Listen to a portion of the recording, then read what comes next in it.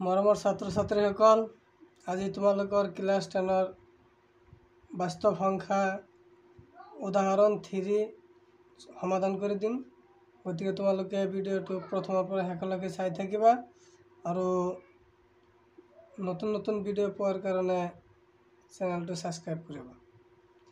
উদাহৰণ 3, দেখুওৱা যে যিকোনো যোগাত্মক অযুগ্ম অখণ্ড সংখ্যাই 4q + 1 নাইবা 4q + 3 আৰ্হিৰ, য'ত q কোনোবা অখণ্ড সংখ্যা।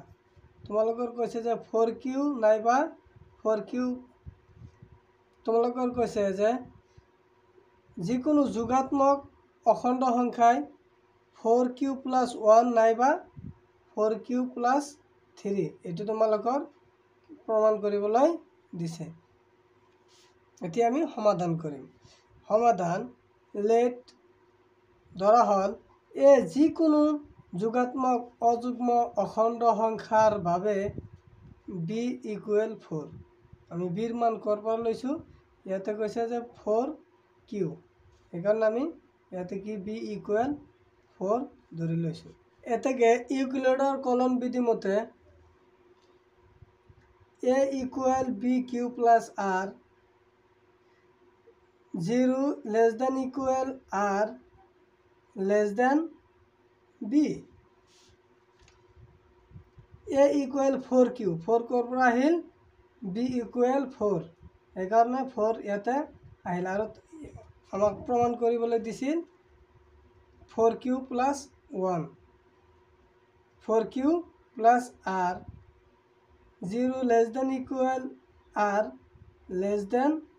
<4, এইটো ইকুৱেল নহয়।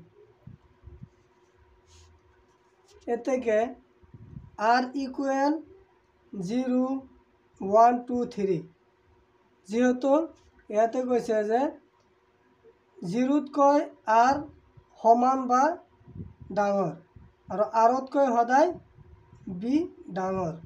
যিহেতু b ৰ মান 4 আছে, গতিকে r ৰ মান আমি 3 লৈকে ল'ব লাগিব।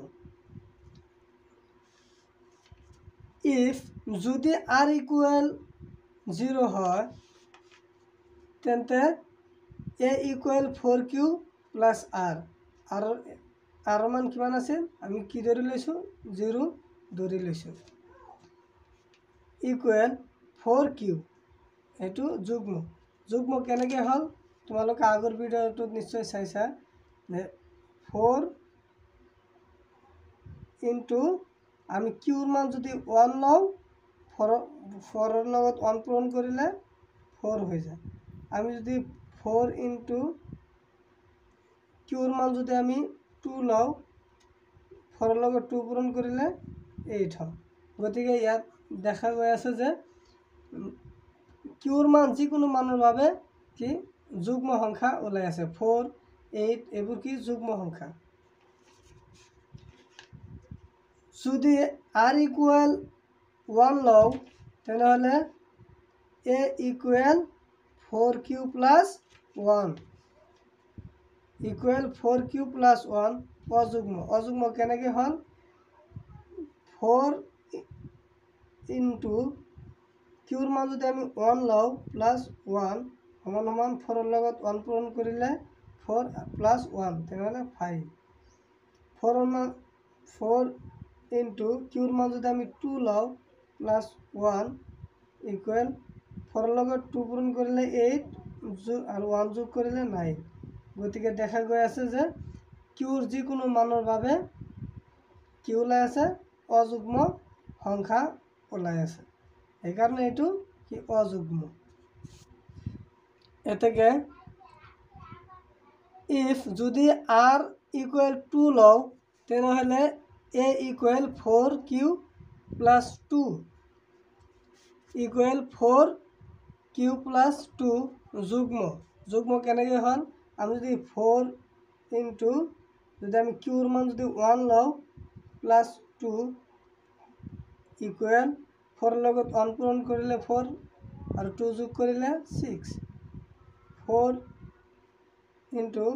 যদি আমি q ৰ মান যদি আমি 2 লওঁ + 2 = 4 লগত 2 পূৰণ কৰিলে 8 আৰু 2 যোগ কৰিলে 10।